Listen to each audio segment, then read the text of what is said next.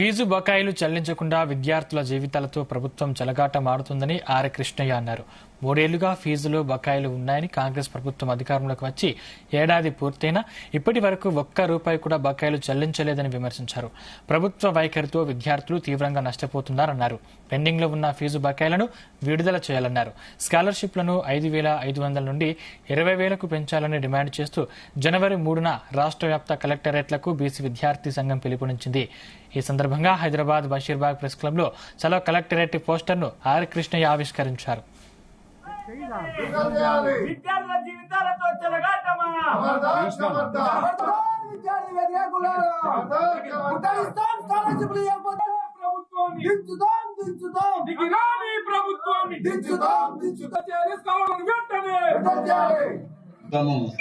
ఫీజుల రియంబర్స్మెంట్ విషయంలో విద్యార్థుల జీవితాలతో చెలగాటమాడుతుంది.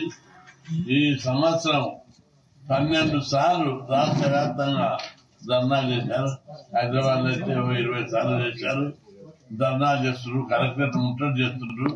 అంతా ఇన్ని సార్లు చేస్తే ఈ సంవత్సరం ఒక్కసారి కూడా ఎక్కడ గొడవ కాలేదు.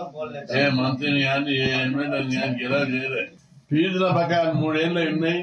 కాంగ్రెస్ పార్టీ అధికారంలోకి వచ్చి 1 ఇయర్ అయింది. 1 ఇయర్ నుంచి పైసలు రిలీజ్ చేయలేదు. మొన్న బాగా కాలేజీలు కూడా బంద్ చేశారు.